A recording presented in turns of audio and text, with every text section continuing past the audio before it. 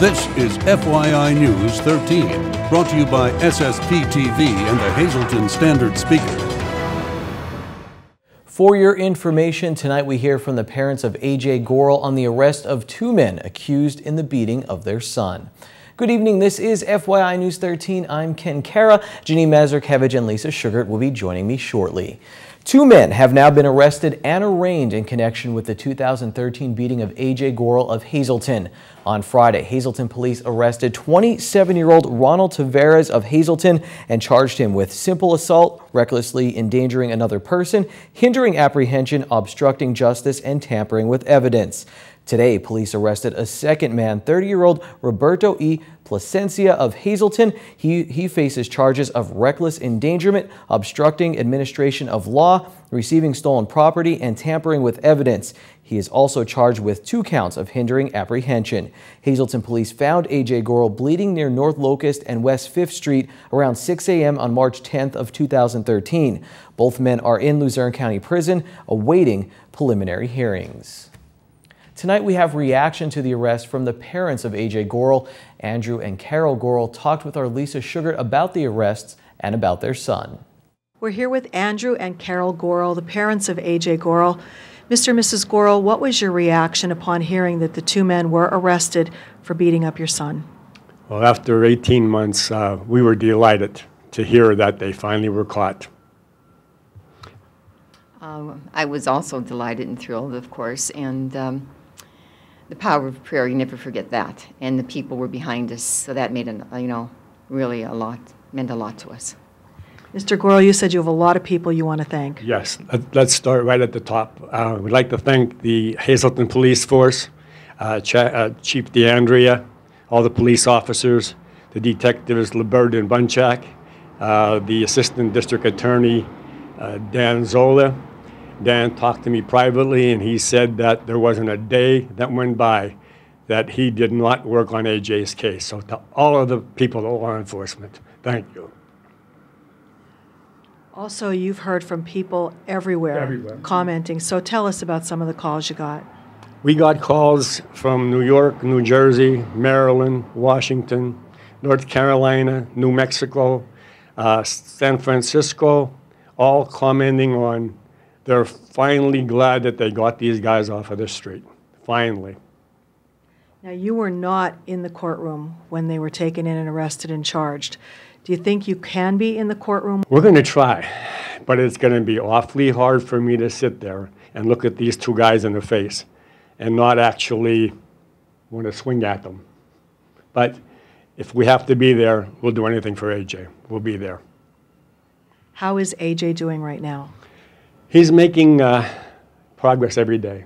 That's the good news. We're trying to get him from Scranton back into our area, and our goal is we're going to bring him home. It's as simple as that. We're not going to rest until he comes home. We're delighted that these guys, that was one part of our goal, get these guys off of the street. That's done. Now our goal is to bring our son home. Is he aware of what's happened, that they've made arrests? He said he's seen himself on TV yesterday. And I said, well, what were you doing on TV? He said, I don't know.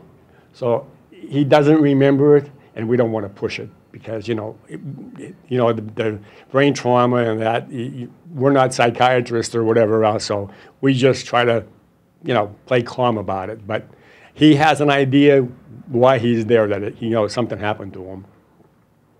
If these two guys are found guilty of what they're charged with, do you want an apology? It doesn't matter to me. No, it don't matter. There's not words that them two guys could say that could even imagine what my son went through. Can't even imagine. Apology, if they want to say it, that's fine.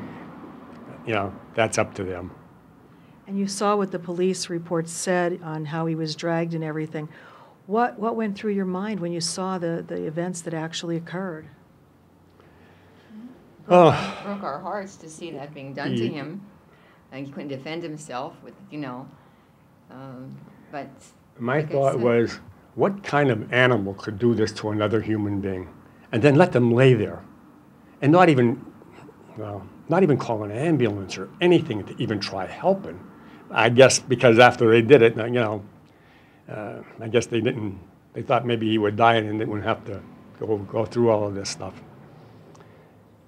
Well, now that these arrests have been made, we want you to know that you're all in our thoughts and prayers, and we hope the next interview we get to do is with AJ. Okay, that's great. Thank you so much. We appreciate Channel 13 and all the news people out there that are behind us 100% in the whole community. We thank every one of you. Thank you for talking with us today. Hazleton police are investigating a stabbing at the Palace Bar on North Wyoming Street in Hazleton. It happened just after 5 p.m. on Friday. Police found 29-year-old Kyle Wilson Jr. of Hazleton injured from an apparent scuffle. He was transported to Lehigh Valley Hospital, Hazleton. At the same time, police responded to a report of a stabbing victim at the hospital. They found a male who had been slashed in the throat area. He was transferred to Lehigh Valley Cedar Crest for treatment. Upon investigation, Kyle Wilson Jr. was taken into custody and is being charged with aggravated assault, criminal attempt to commit aggravated assault, and other charges. West Hazleton police also assisted. Hazleton police say 2 people found dead inside a house in the rear 800 block of James Street were not victims of a random act of violence. The investigation is ongoing as to what happened at rear 805 North James Street, where Wayne and Michelle Volchak were found dead from apparent gunshot wounds on Sunday night. The husband and wife were identified by a deputy coroner to our media partner, the Standard Speaker. The article in the paper mentions that authorities have no official cause of death yet, but they do suspect a murder-suicide. In other news, today marked the official start of school for the Hazleton Area School District. FYI stopped by Hazleton Elementary Middle School as students headed back to class. Our Mike Terleski talked with 2 5th-grade students who were very happy to be back in class. I'm so excited. Like, I was hyper this morning. What's your favorite thing about coming back to school? Seeing my friends and learning what I'm going to learn now. What do you think you're going to learn this year? Math. What kind of math? Divided, division, and adding. Oh my God. If school starts, I love school, like deep. Yeah, I'm so excited. Why do you love school? Huh? Why do you love school? Because I could learn about everything, and I could be with my friends, hanging out. Yeah. Perla said she's also looking forward to playing basketball this year. Lisa Sugart went back to school this morning, and not like Billy Madison, she went there to catch up with the Hazleton Area School District Superintendent on day 1 of the 2014-15 school year. Today is the first day of school for the Hazleton Area School District and the first day ever here at the Maple Manor Elementary Middle School. Joining me now is Dr. Francis Antonelli, the Superintendent of Schools for the district. Dr. Antonelli, how did it go here at Maple Manor and throughout the district? Very smooth start here at Maple Manor, and for that matter, Lisa, throughout the entire Hazleton Area School District. The students are settling in. The teachers are here, very excited about the start of another school year. Now, we showed everybody this school last week. What was the reaction on the faces today when the children came in for their first day? Well, I had an opportunity to greet them and, in fact, visit some of the classrooms, and to sum it up in one word, the students said, awesome. And I have to agree, it's an awesome building. What, I guess, were some of the features that that stick out in everyone's mind when they see it, when they come through? Spacious classrooms, spacious hallways, state-of-the-art library, media center, state-of-the-art cafeteria. We have the athletic fields, 11 acres of athletic fields that are being used.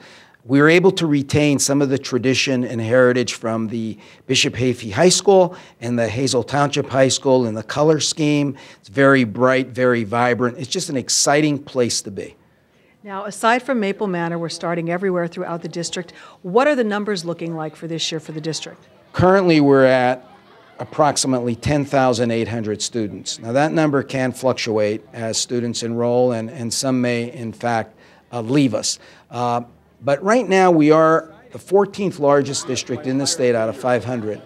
According to a recent report, our high school, Hazleton Area High School, is the 92nd largest high school in the entire United States. And when you consider there are several 100,000 high schools in this country, that's pretty impressive. We also have the 3rd largest high school in the state of Pennsylvania, behind Reading and Upper Darby. So it is a challenge, but we are able to provide many outstanding programs and services for the students throughout the district, and we are able to meet their very diverse needs.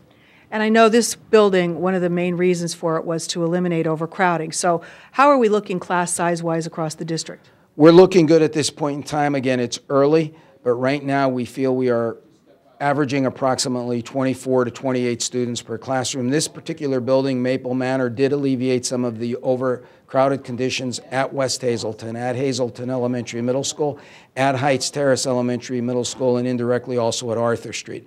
So again, you will see an effect with this building and the impact on overcrowded classrooms, especially in the city schools in West Hazelton. And finally, I know this is a new building, but any new changes being implemented throughout the district this year, like policy-wise? Well, again, when you talk about changes, the first thing that comes to mind is the Hazel Township Early Learning Center. What we're able to do is combine the Hazel Township Early Learning Center with Arthur Street Early Learning Center. Now have two facilities really to service early childhood education. Hazel Township Pre-K to 2, Arthur Street K to 2. We can consolidate our programs and services for early childhood education at those two buildings for our city schools. All right. Well, we look forward to speaking with you throughout the year as it progresses, and we wish you good luck in this new school year. Thank you. Appreciate it. Dr. Francis X. Antonelli, the Superintendent of Schools for the Hazelton Area School District. Thanks, Lisa. A lot of people go to see the Today Show in New York, but not many get to meet Al Roker. Well, here's Miss Keystone Outstanding Teen 2014, Tori DeLaurie from Miss Greater Hazelton Scholarship Program, taking a selfie with Roker. She's sporting the crown and the sash, and I think the sign is what did it. Preparations for the 2015 Miss Greater Hazelton Scholarship Program are well underway. However, if you win, please note there's no guarantee you'll get to hang out with Al Roker, who is amazing in Sharknado 2.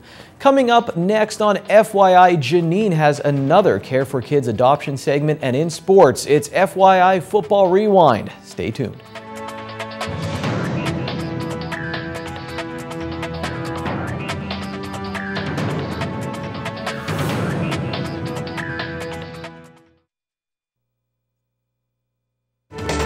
This is FYI News 13, brought to you by SSPTV and the Hazelton Standard Speaker.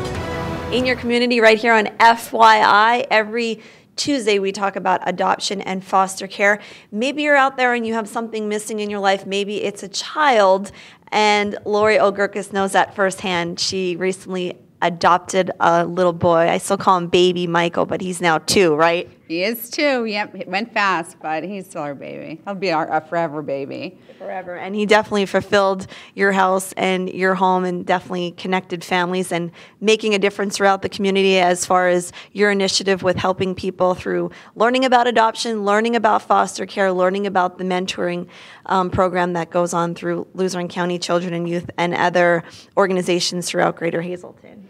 Yes, he was the spark that kicked it all off, and so a lot of great things have happened just because of that beautiful baby, but we've been doing a lot of great things.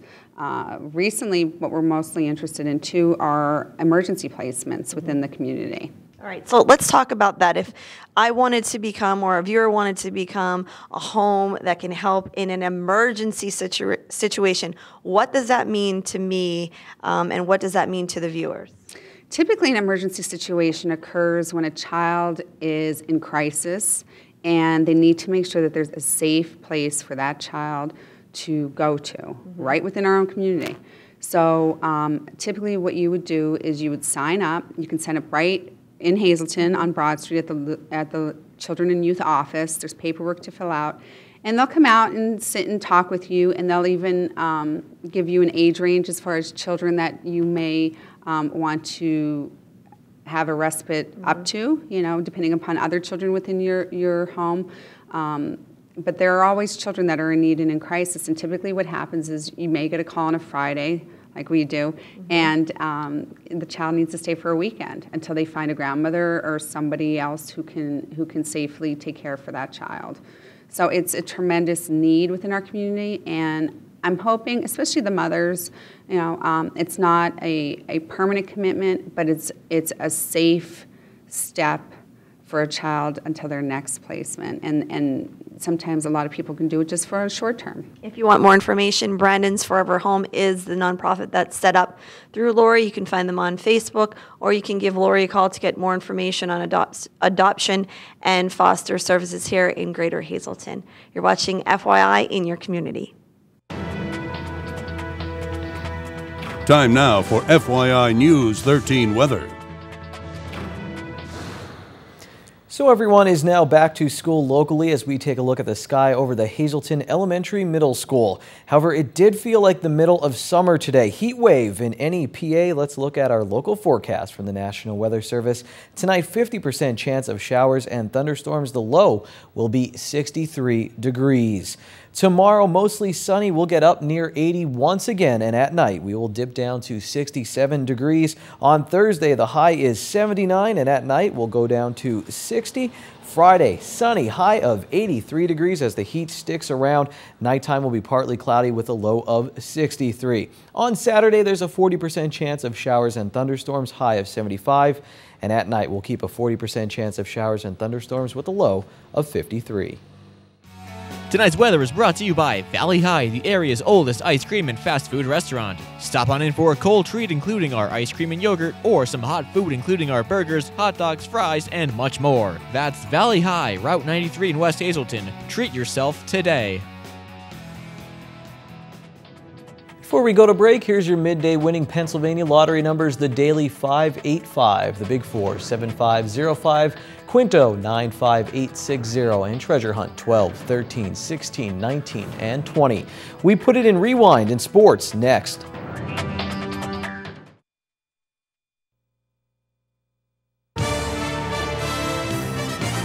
This is FYI News 13 Sports.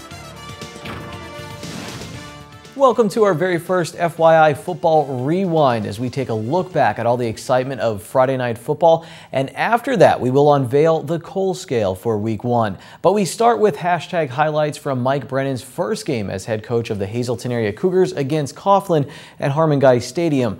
The Cougars lost 42-7, and we'll talk more about the result in a moment. After a few down years, the Cougars are trying to make some noise in the Wyoming Valley Conference, so I'm calling what Brennan and his coaches are trying to do, the Downtown Hazelton Revitalization Project, since the Cougars play close to downtown. That name may already be taken, so moving on. The Cougar D was pouncing early on. Here's a tackle for loss by Zach Fudchick and company. Then it looks to me like Fudchick is in on this play as well. It's a fumble that's recovered by the Cougars. But they are forced to punt, and hashtag you better say my name right because I just jump-started the offense. It's Josh Vozdovic getting behind the Cougar D. The Crusaders mixing it up and going to the run. Tom Mitchell hits the hole and works his way past the Cougar defender here for the touchdown. Mitchell is back, and hashtag Y button R joystick. That's the Xbox 360 Matic controls for a juke and then a hurdle, and that's how Mitchell gets his second touchdown of the game. Hazelton area's O making the sign of the Z. It's Zach Zukowski for the Cougar offense here, making a nice run. I was talking with someone on the sideline here, but I think it's Fudchick at it again for the Cougars, and it's another fumble and another Coughlin turnover. But the Cougars go 3 and out on offense, and then this happens. The Crusaders had a few big quarterback keepers, and this one goes for a touchdown. That's Jacob Soller with the big run. And again, Coughlin wins this game 40-7. Our play of the night actually happened before kickoff at Harmon Geist, the Hazelton area marching band, remembering one of their members who passed away, Aaron Leshko. There was a moment of silence for Aaron and the student section. They wore blue to remember their classmate. For the Blue, we had to come out to support Aaron's family. A lot of hard times they're going through, big loss. All spread through the internet, people putting up here and there. Got to wear blue, got to come out, do this, pull together. Tyler Sipple has been coming to games since he was a little kid, and he says it's his senior year now and it's time to run the student section. He's our Week 1 fan of the game. Well, the Cougars never said quit in this one, and that sounds like a cliche, but check this out. This is the big pass that would lead to Coughlin's first score. Now, Jose Cabrera would catch the receiver before he got to the end zone, and after the game, Cougar coach Mike Brennan told Steve Stallone from the Standard Speaker that this was a microcosm of his team's night. He says the team didn't quit, but Coughlin just had too much up front. Now, for a full recap of all of our local teams' games, go to standardspeaker.com and read their coverage from Saturday's newspaper. And now to the coal scale. Here's how this works. Anthracite is our highest grade, and that is for our local teams that are really hot. Bituminous, it's a little bit of a softer coal, and that's next. That's for our teams that are starting to heat up. Finally, we have lignite, and that's for teams who still need a little bit of a spark. In the anthracite grade this week, North Schuylkill and Marion Catholic. The Spartans from North Schuylkill topped Tamaqua 35-6.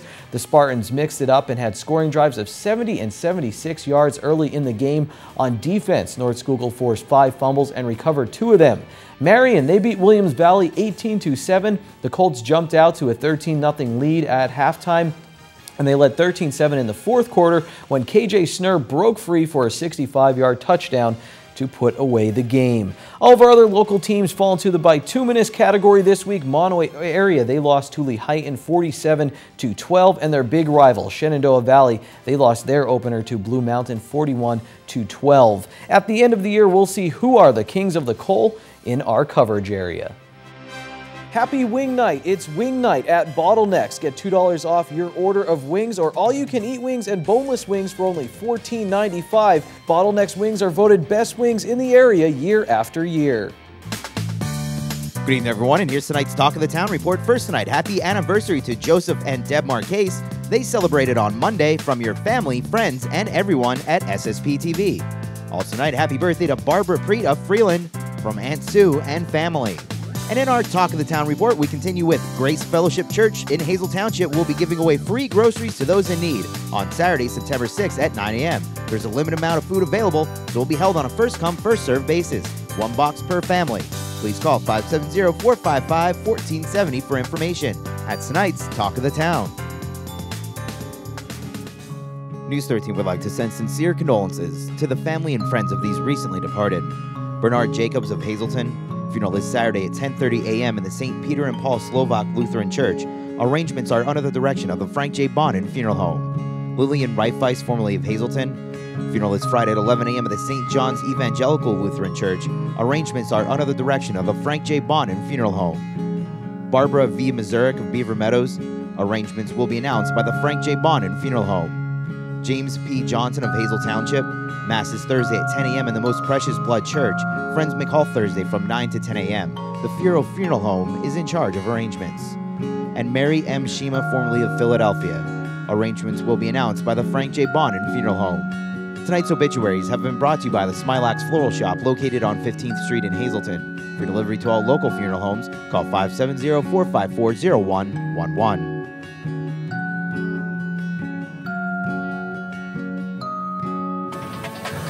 Attention pay-per-view subscribers, if you see your name right now on News 13, you'll have 13 minutes to call in and win a free movie from Service Electric Cablevision. Our winner tonight is Angelina Capriotti of Sugarloaf. Angelina, if you're watching, give us a call right now, 570-459-9813 to win your free movie. The Standard Speaker on Tuesday will have much more on the 2 men arrested in connection to the beating of A.J. Gorel. And remember, for breaking news, you can go to standardspeaker.com. That's it for tonight. Take it easy, everyone.